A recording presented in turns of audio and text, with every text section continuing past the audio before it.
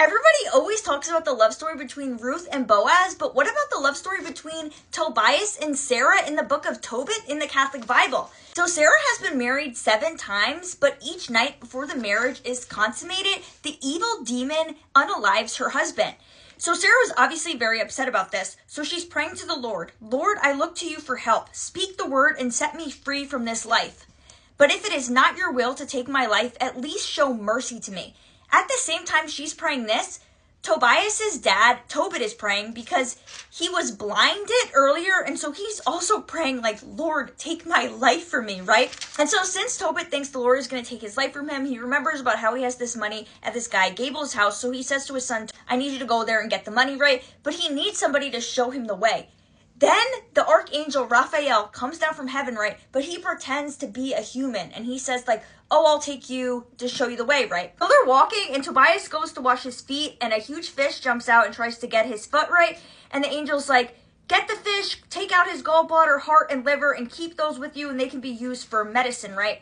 Then they're walking, and then he says, let's go to Sarah's house so that you can marry her.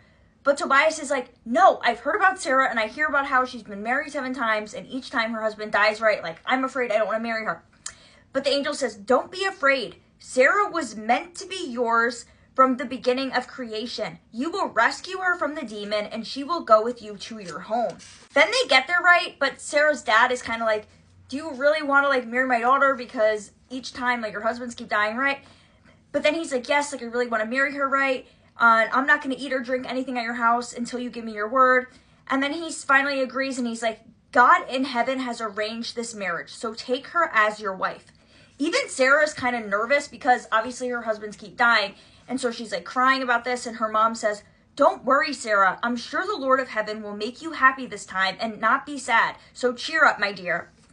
So then they get married, and so then Tobias remembers what the angel said to him. So he took the fish's liver and heart out of the bag where he had been keeping them. Then he placed them on the burning incense. The smell drove the demon away from them. And the angel also told him to like pray after they get married, for protection, right? And so Tobias says, once they're alone, he says, let's pray for the Lord to be merciful and protect us. And then this is my favorite part when he says, Lord, I have chosen Sarah because it is right, not because I lusted for her. You never want to marry someone just because they're lusting after you, right? Then they end up going back to like Tobit's house so that he can see his dad. And so then he uses the other part of the fish, the gall, to heal his dad's blindness, right? So then they're so happy, right? And they want to give like half of the money to this angel, right? So then the angel reveals that it's actually an angel